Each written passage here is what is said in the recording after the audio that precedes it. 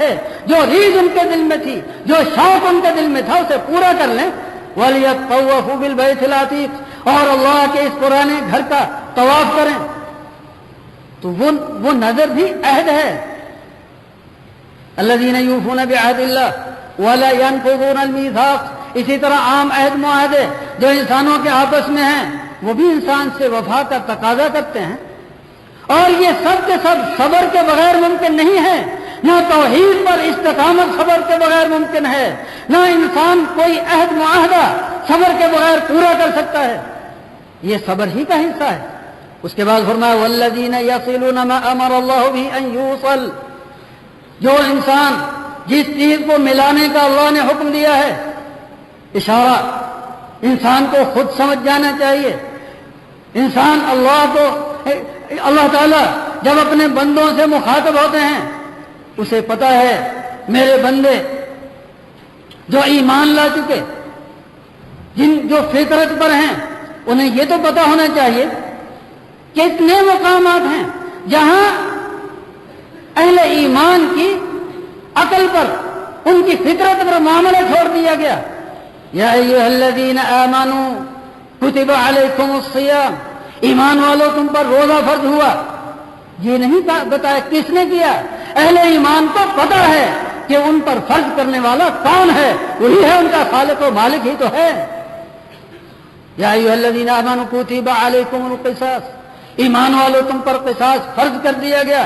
یہ نہیں ذکر نہیں کیا کہ کس نے فرض کیا، انہیں پتا ہے کہ اسی طرح فرمایا والذین یصلون ما امر اللہ به ان یوصل، وہ ملاتے ہیں اس چیز کو جس کا اللہ تعالیٰ نے جس کے متعلق حکم دیا ہے کہ اسے ملایا جائے، یعنی تعلق داری، رشتہ داری، اولو الارحام کے ساتھ حسن سلوک،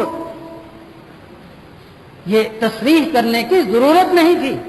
اسلام کا یہ بہت اہم اصول ہے، قاعدہ ہے، بنیادی تعلیم ہے۔ ایک مرتبہ رسول اللہ صلی اللہ علیہ وسلم اونٹنی پر سوار جا رہے تھے، راستے میں سے ایک بدوی راستہ اس نے کراس کیا اور مہار پکڑ لی اونٹنی کی، یا محمد صلی اللہ علیہ وسلم۔ اہل بدو کا طریقہ تخاطب ہے، معاذ اللہ، وہ صاحب ایمان وہ گستاخی کا تصور نہیں کر سکتا، یہ ایک بے تکلفی، ان میں تکلفات نہیں ہوتے، اور ایک قسم کی جفا۔ اللہ اکبر، یا محمد صلی اللہ علیہ وسلم اخبرنی بامر یدخلنی الجنہ ویباعدنی من النار، مجھے ایک بات بتا دو جو مجھے جنت میں لے جائے اور مجھے جہنم سے نجات دلا دے۔ اللہ اکبر۔ رسول اللہ صلی اللہ علیہ وسلم نے اپنے اصحاب سے مخاطب ہو کر کہا اما ھذا فقد وفق، اس کی توفیق دیکھو، اس کے ذہنی ترجیحات دیکھو، کیا توفیق ہے کہ اسے ایک ہی بات کی فکر ہے، دلنی علی امر، مجھے ایک بات بتا دو جو مجھے جنت میں لے جائے، جو مجھے جہنم سے نجات دلا دے۔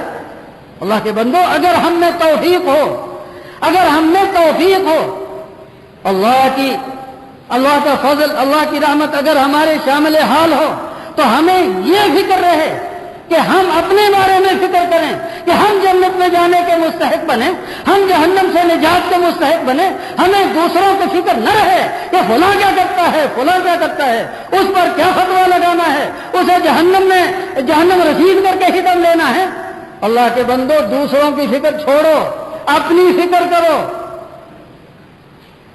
جب اس نے کہا دلنی علی امر، مجھے وہ بات بتائیے جو مجھے جنت میں لے جائے، مجھے جہنم سے بچا دے، اس پر رسول اللہ صلی اللہ علیہ وسلم نے فرمایا اما ھذا فقد وفق، صحیح مسلم میں ہے، فرمایا اسے کیا توفیق ملی ہے۔ رسول اللہ صلی اللہ علیہ وسلم نے فرمایا اعبد اللہ، اللہ کی عبادت کر، ولا تشرک بہ شیئا، اس کے ساتھ کسی کو شریک نہ بنا، وَأَقِمِ الصَّلَاةَ، نماز قائم کر، وَآتِ الزَّکَاةَ، زکوٰۃ ادا کر، وصل الارحام، اور صلہ رحمی کر.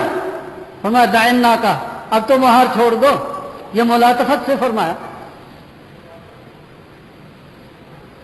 اللہ کی عبادت موحدانہ، شرک سے کامل اجتناب، نماز کی پابندی، زکوٰۃ کی ادائیگی، اور ساتھ ہی فرمایا وصل الارحام، صلہ رحمی کر.